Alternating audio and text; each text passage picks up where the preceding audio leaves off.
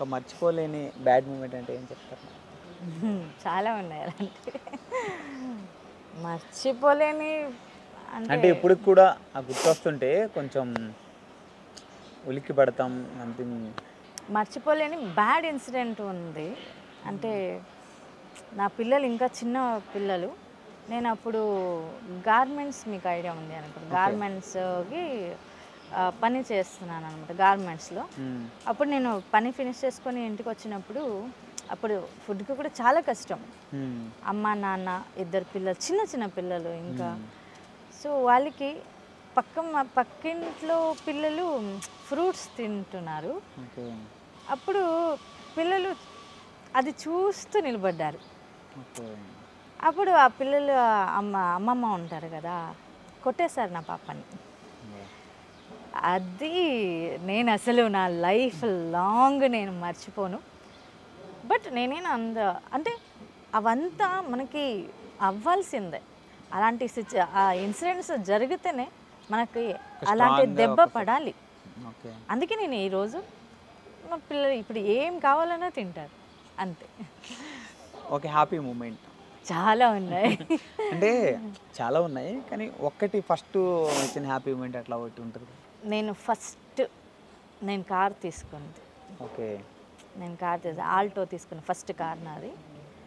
ఆ రోజు నేను ఏదో ఒక అచీవ్మెంట్ నాది అన్నట్టు ఫీల్ అయ్యాను అంతే. అంటే ఏదైనా కొన్ని చాలా జనరేషన్లు అవుతుంటే మనకి తొందరగా సక్సెస్ అంటే ఫెయిల్ నుంచి తొందరగా సక్సెస్ రాలేం కదా. మీరు రెండు అనుభవించినారు, రెండు అటు బాగా డౌన్ చూసారు, ఇప్పుడు ఒక స్టార్డమ్ అంటే స్టేజ్కి వచ్చాను. ఇంకా చూడాల్సింది చాలా ఉంది. ఫ్యూచర్లో సినిమాల్లోకి ఎప్పుడు రాదు? సినిమాలు చేయాలని చాలా ఉంది నాకు, కానీ సీరియల్ చేస్తున్న వాళ్ళకి డేట్స్ అనేది ప్రాబ్లం చాలా అయిపోతుంది. సో దీని మధ్య ఒక బుచ్చినాయుడు కండ్రిగా తూర్పు ఇది ఒక మూవీ చేశాను, మంచి క్యారెక్టర్ చేశాను.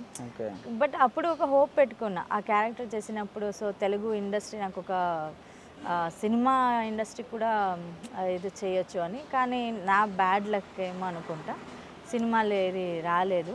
ఇక్కడే బాగా వస్తుంది కదా మీకు? బాగా వస్తుంది. అయ్యో నాకు నిజంగా త్రినయని అనేది నాకు ఒక గాడ్ గిఫ్ట్. అది అన్ని సీరియల్లో ఒకటి, ఒక సీరియల్ కొంచెం డిఫరెంట్ గ్రాఫిక్స్ అవి. ఇప్పుడు కూడా ఇది 1000 క్రాస్ అయినా కూడా టాప్ 1లోనే ఉంది ప్రాజెక్టు. అండ్ అన్నపూర్ణ స్టార్టింగ్ నుంచి అన్నపూర్ణ, అవునవును, ఎక్కడి నుంచి వచ్చా అక్కడే ఉన్నాను. అండ్ ఇదొక బాండింగ్ ఎక్కువ ఉంది అన్నపూర్ణకి నాకు.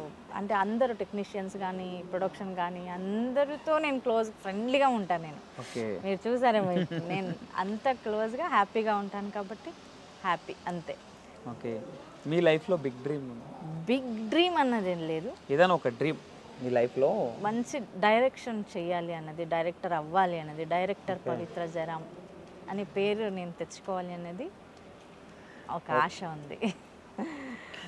సక్సెస్ఫుల్గా మీరు అనుకున్న డ్రీమ్స్ అన్నీ ఫుల్ఫిల్ అవ్వాలని, అవుతాయి కూడా. ఎందుకంటే మీరు ఎవరి మీద డిపెండ్ అవ్వకుండా మీకు మీరే కష్టపడుతూ చేస్తున్నారు ఏదైనా కానీ. అఫ్ కోర్స్ అది ఎప్పుడు నేను చెప్పేది అందరికీ అదే, మిమ్మల్ని మీరు నమ్ముకోండి.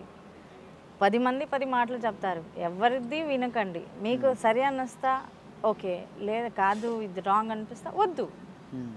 దానివల్ల ఏమైనా నెగిటివ్ అయిందా, అదొక లెసన్. మీకు సక్సెస్ అయ్యారా, మీ అచీవ్మెంట్ నా అచీవ్మెంట్ నాది అనే గర్వంగా చెప్పుకోవచ్చు. అది నేను చెప్తా అంతే. ఇప్పుడు కన్నడ ఇండస్ట్రీలో చూసారు, ఇప్పుడు తెలుగు ఇండస్ట్రీలో కూడా చేస్తున్నారు. రెండిట్లకి కామన్ పాయింట్ అంటే ఏం చెప్తారు? కామన్ పాయింట్ నాకేం అంత తేడా కనిపించలేదు. సో అక్కడ ఎలా ఉందో ఇక్కడ కూడా అలాగే ఉంది. అండ్ కన్నడ ఇండస్ట్రీ యాక్చువల్లీ చెప్పాలంటే మన తెలుగు ఇండస్ట్రీ కన్నడ ఆర్టిస్టులు చాలామంది ఉన్నారు. సో అందరికీ అన్నం పెడుతుంది Telugu industry. So Kannada industry మమ్మల్ని పెంచింది కన్నడ ఇండస్ట్రీ. మన టాలెంట్ని బయటకి తీసుకొచ్చింది కన్నడ ఇండస్ట్రీ. సో అది తీసుకొచ్చి అన్నం పెడుతున్నది తెలుగు ఇండస్ట్రీ. సో రెండిటికి నీకు చాలా రెస్పెక్ట్ ఉంది. Super madam, super. Thank you so much madam. Thank you for giving interview madam. Okay, thank you. ఇది మన తిలోత్తమ్ గారితో special chit chat. This is Venky signing of.